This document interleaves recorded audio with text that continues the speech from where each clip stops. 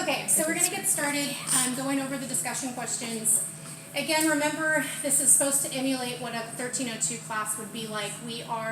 I'm going to try to model verbally how we would answer discussion questions when you're analyzing a short story. So remember, we want to answer the question itself as thoroughly as possible, support our answer from textual evidence, meaning quotes from the short story or pointing our reader's attention back to the area of the short story that proves that our opinion is accurate.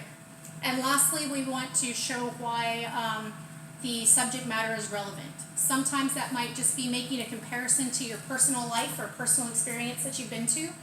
And sometimes that's making connections to historical relevance or relevance to cultural issues, society's issues, economy. Okay, so any kind of those connections that you can make when you're discussing literature, you want to do that as part of your answers.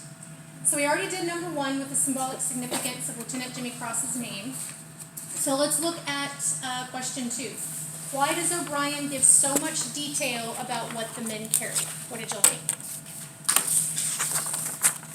We thought that it was because it was all personal to each individual soldier.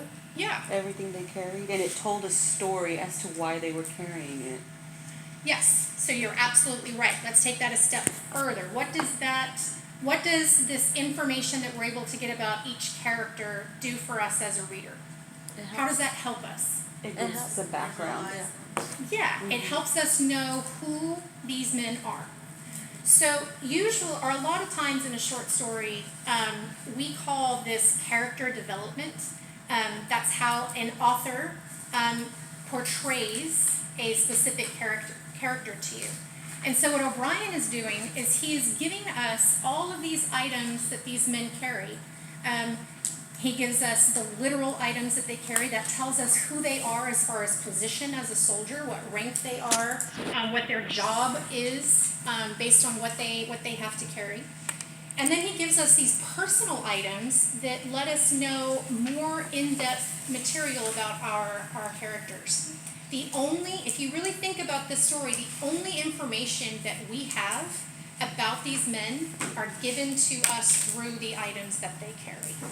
We know who's funny, maybe a little bit funnier because carries pantyhose. Mm-hmm. We know someone who's scared because he carries dope and that's how he kind of numbs it. We know someone who is fantasizing and in love about going home and wanting to have a relationship and have a normal life outside of the war. We see all of that because of the items that they carry. Okay? I don't have necessarily any comparisons to my personal life with that, but it does make me think of that I've heard people say, if you empty out a woman's purse, you find out all sorts of things about her. And think of it kind of like that with this. What you carry tells a lot about an individual. Another thing to pay attention to here goes back to Tim O'Brien's actual interview. And I found it very poignant that he says that the whole reason that he was writing in his foxhole, why he would write every night. Do you remember what he said? He said that if he were to die, that those little vignettes would be found on his person, and that would be something for his mother and family and brothers and sisters to know about him, those kind of last moments of his life. And in a war or combat type environment, and you look at last Monday when we looked at the death rate for the Vietnam War, a lot of young men died, and all that was known about them were dog tags and whatever was on their person. That's all that their family was left with. Number 3, why do we find out, or why does O'Brien choose to let us know very early on that Ted Lavender was shot? Doesn't this ruin the suspense? Let's start off with, do you think it ruins the suspense? No, and you're right, it doesn't. Why not? It keeps us engaged in the story. Yeah, so it does keep us engaged. If you had to choose a protagonist, who's this story actually about? Cross. Lieutenant Cross. And his character is the only one that goes through a drastic change, right? Yeah. Okay. What causes that drastic change to happen? His Lavender's death. Ted Lavender's death. So we kind of have to know that Ted Lavender was shot and killed pretty early on in the story so that we can understand this growth in Lieutenant Cross's character. I want to say a couple other things here too. I'm going to kind of piggyback number 3 and number 4 together. Throughout the story, we get repeatedly, from Lieutenant Cross's viewpoint, O'Brien brings back Ted Lavender was shot and killed, Tom Key, April. Oh, multiple times in the story. Did y'all notice that? Mm-hmm. It's like, gee, you know what? We get it. He was shot and killed. Why does he keep bringing this up over and over and over again? O'Brien's doing that to help us relate to the significance of this moment for Lieutenant Cross. I don't know if any of you have lost a loved one, someone really, really close to you. When that happens, I hope all of us will go through it at some point in our lives. For me, it was my aunt, and not so much for me, but for my dad. My Aunt Sherry was my dad's only sister, and she passed away almost 10 years ago, the day after Thanksgiving. And after all this time has passed, my dad enjoys Thanksgiving, and he's fine, he's okay, but Thanksgiving will always be when his sister died, forever. Because it's one of those tragic moments that stay with you. This is a moment like that for Lieutenant Cross. Even if he survives this war, April will always be when Ted Lavender was shot and killed, in April, in Tonki. And it's my fault. Forever and ever and ever, that will be Lieutenant Cross's relationship with this moment. So we have to get this very early in the story. Another perspective, because literature is always interpretive, which means that there's always more than one way to interpret. We call this ambiguous meaning, or that's what we call it in literature. What I love about literature is that because there's ambiguous meaning, that means you're never wrong. So you could have one answer, you could have another answer, you could have another answer, I could have my answer, and they could all be different. And as long as we can support it through the text, we're all equally right. Okay? Another perspective on this was I actually got 2 years ago from a student who was a veteran in the class. And I had never thought of this as a civilian, but he had said that for him, having not read the story before, when he read that Ted Lavender was shot and killed, for him, that reminded him of the day-to-day suspense of what being at combat is like.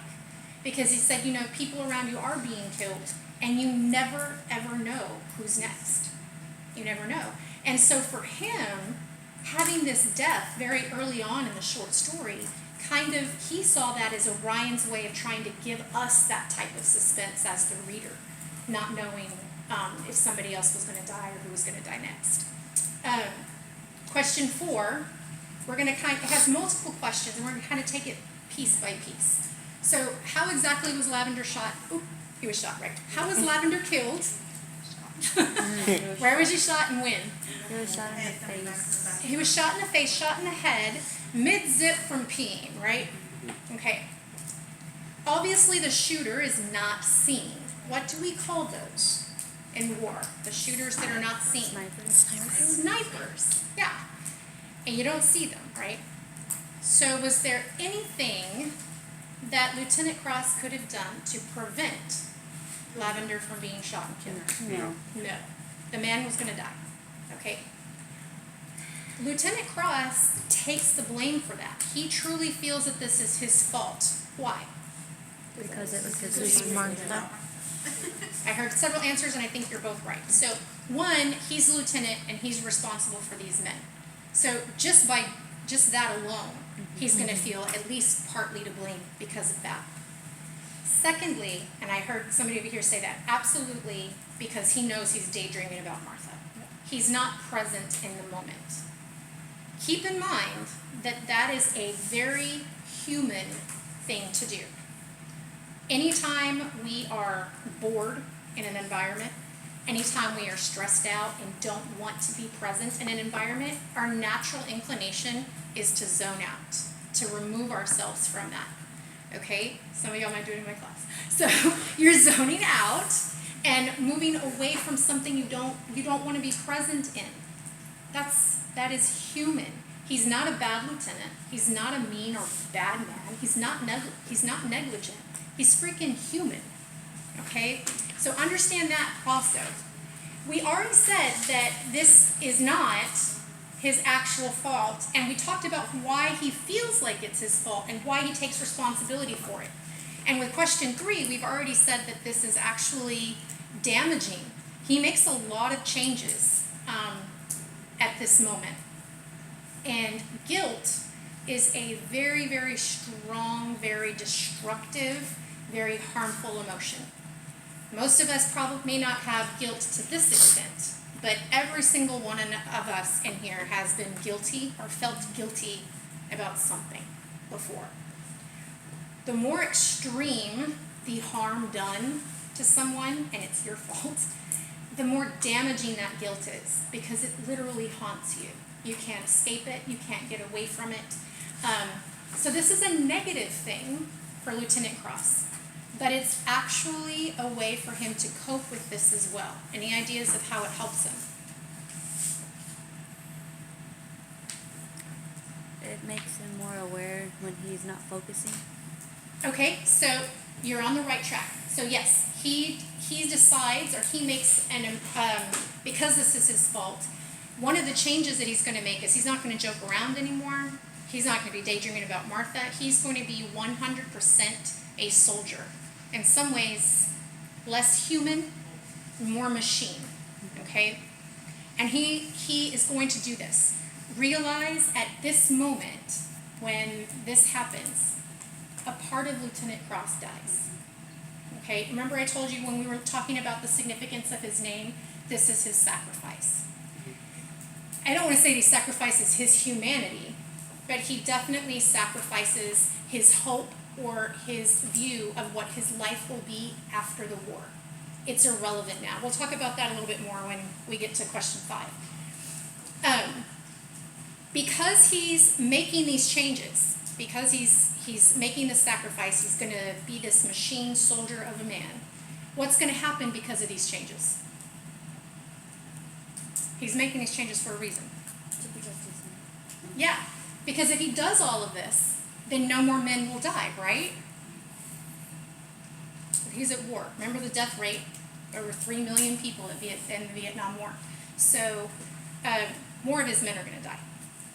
But humanity, we're kind of interesting creatures in that we cannot function in an environment that we feel we have no control in.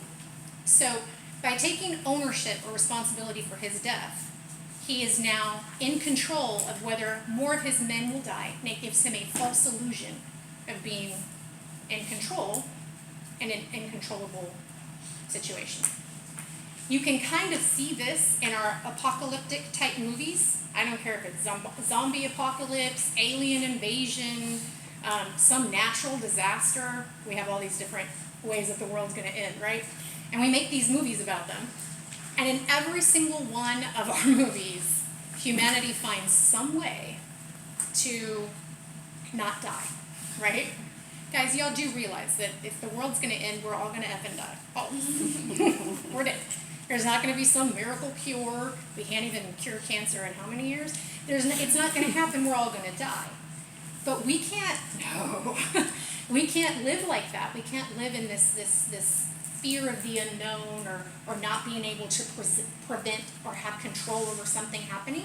So we create these illusions that make us feel better. Okay, and that's exactly how taking responsibility is helping Lieutenant Cross. So that brings us to question 5. Why does Cross burn Martha's letters? He's in his foxhole. This is after Ted Lavender's been shot, and he actually weeps at this moment. Keep in mind that O'Brien uses the words like repairs leaks in their eyes when he talks about crying, but not here. He says that this man weeps. Why? He's giving up the idea of what he wants with Martha. Yes, yeah. This is a very symbolic moment. This is when Lieutenant Cross makes the sacrifice. Notice that Martha, she is the only female character in the story, but more importantly, she's the only civilian character in the story. Martha is not just a girl. Martha represents home. It represents his life, what it was like before the war, and what life might be like after the war. And that man's dead. He's gone. When he goes home, he can never, and we see this with veterans, and we're going to talk a little bit more about this in a minute too, but once a soldier, always a soldier, they cannot return to a civilian perception of life. They can never have our lens of life ever again. That's gone. Okay? When he's burning those letters, that's symbolic, and he's weeping. And we can also look at the third person perspective here too. When something's written in first person, that's the I voice, you only get the perspective of usually it's a narrator or the insights of your protagonist. So in this case, we would only get inside the thoughts of Lieutenant Cross, which may be okay for most of the story, but there are some areas, like when he's burning Martha's letters, where we see inside the thoughts of other characters, and it's very poignant what we learn from this. So with Kiowa, Lieutenant Cross is in his foxhole, he's weeping, because he's literally letting go of himself and his hope for tomorrow, and Kiowa looks over and feels his own kind of sense of grief, because he knows that this man, Ted Lavender, just died. He witnessed it. And he knows, because remember, Kiowa carries the Bible, so he's raised a Christian, right? He knows he should cry or something, and he can't. And he looks over at Lieutenant Cross. He doesn't know that Lieutenant Cross isn't weeping for Lavender either. All he knows is that Lieutenant Cross is crying and that he can't. All that Kiowa can think of is, man, it's not like the movies. 1 minute they're alive, the next minute they fall like cement and dead. Not like the movies at all. And his only other thought is, I'm glad it wasn't me, I'm glad I'm alive. Yeah. And you can see this kind of sense of guilt that he has regarding that issue. We would not get that as the reader at all if this weren't written in third person. Make sense? Okay. For question 7, this is absolutely 100% unique to you. So items that are surprising, some of the items I hear a lot of are the condoms. I don't know, excuse my vulgarity, but if there are women, men will carry condoms. So that's not real surprising for me, but if that's surprising for you, that would be an acceptable answer. Anything that you found surprising, you would put that down, but then you'd also answer, well, why is that so surprising to you? For me, the surprising thing that they carry is actually the pebble, just because I think it's almost cringeworthy, creepy in a way. Romantic, I get it, but I don't know. Kind of weirds me out a little bit. And then when they said he carried it in his mouth. yeah, he carries it in his mouth To taste the and salt. imagines it as her tongue, and so that's what I like, almost cringeworthy. Like I get it, but also almost cringeworthy. So that part's surprising for me. And then the evocative of war just means what is most representative of the war to you. And again, some people put grenades, some people put guns, whatever that is for you. For me, it's grenades. I don't usually see people walking around with grenades. Or a thumb. What's that? Or the thumb. Or the thumb. See, and that's the one that stays with me, is the thumb. And I'm going to tell you why. So the thumb stays with me because I'm a parent. And so I can't, as a civilian, I can't get beyond that that's a 15-year-old kid. And they cut off his thumb like a trophy. All right, now granted, this sounds judgy, right? because I'm a civilian. From a civilian lens, that's somebody's son, that's a 15-year-old. Keep in mind also, remember when we look at the deaths from the Vietnam War, over half of the Vietnam people who were killed were civilians. So that's my civilian lens. However, from a soldier's lens, that is not a 15-year-old kid. That's the enemy. And so, hell yeah, take his thumb. You know, kick his head, flies go everywhere. So, for me, that stays with me because not only because it is a thumb, but because it really points to me that different lens that, in my interpretation, kind of blends itself with what O'Brien is trying to show. We're all connected, just like his interview said. We're all connected by the emotions we feel. We all feel loss. We all feel grief. We all feel fear. All of these things are things that we have in common regardless if we're civilian soldiers. That's irrelevant. But there is a different lens and a change that happens when someone is involved in combat versus someone who is not. And that is very, very relevant with the thumb. For the role of shame, oh no, actually I skipped one. For number 8, in his interview, O'Brien, from Monday, O'Brien says that one of the heaviest burdens for him is the failure or the lack of willpower or nerve to say no when he was drafted into the Vietnam War. He even says that this was a war that he did not agree with, that he found to be evil, but he did not have the courage to say no. And that still haunts him to this day. So that's his view of why he entered in and how cowardice plays into that. The second part, or the third part actually, of that question is completely up to you.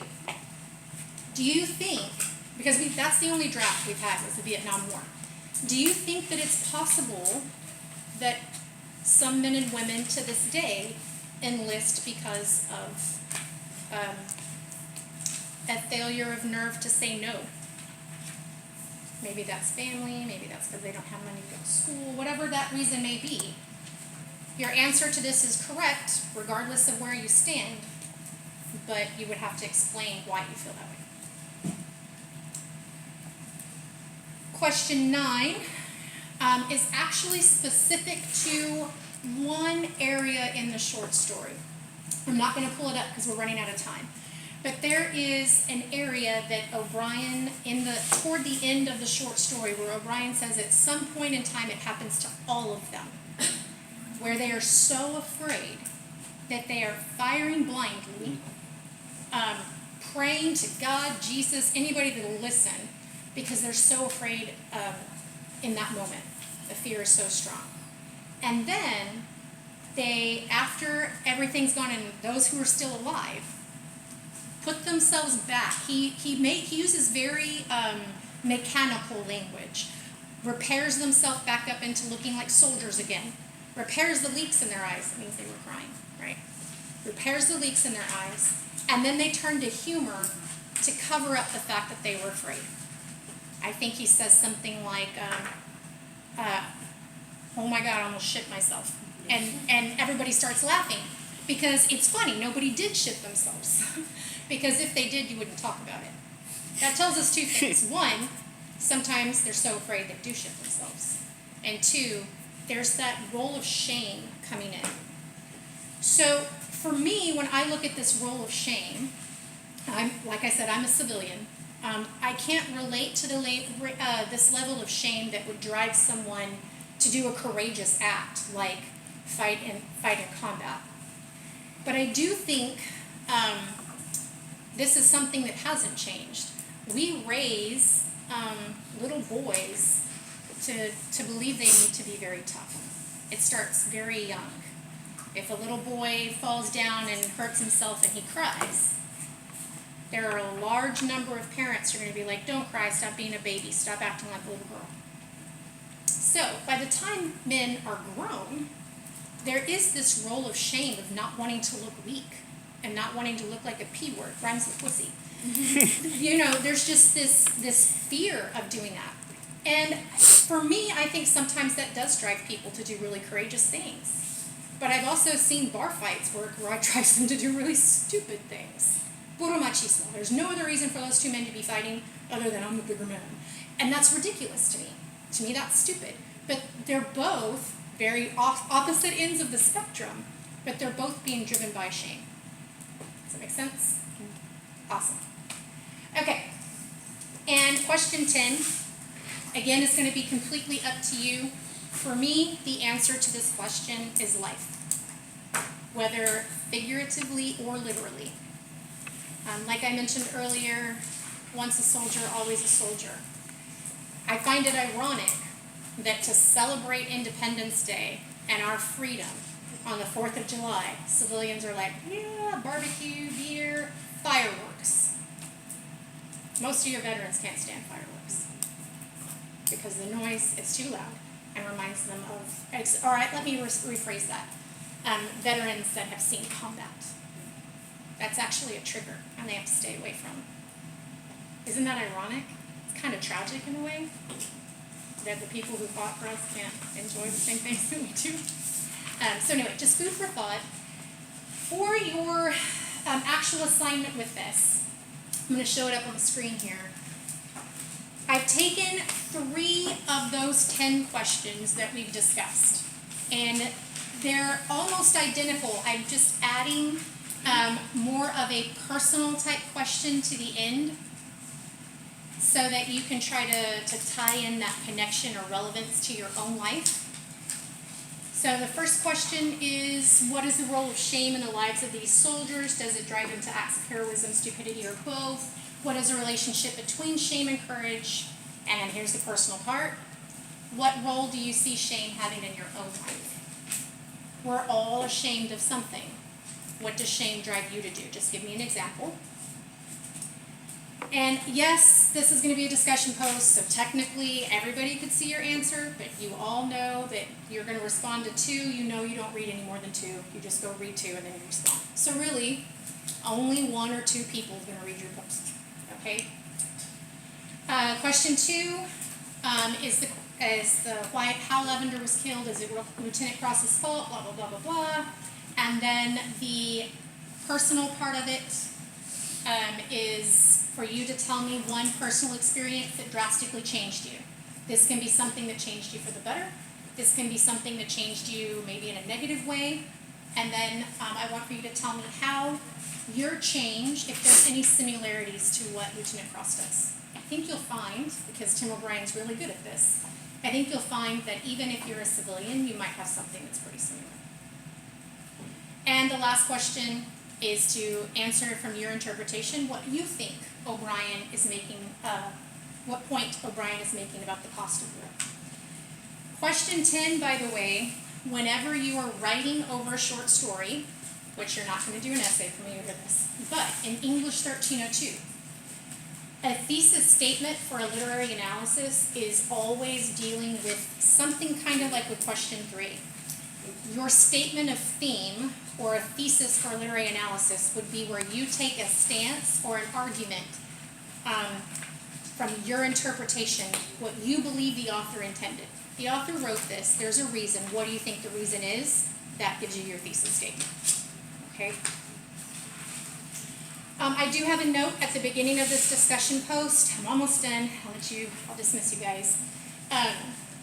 Your interpretations to these questions do not have to be the same as mine. Because remember, ambiguous meanings, right? You are every bit as correct as I am, as long as you can support your answer with the text. You can't say that Ted Lavender was abducted by aliens. You can't support that. But you can basically do anything else as long as you can support it. Okay? You can go ahead and end the recording and I'll let y'all ask some questions. Thank you.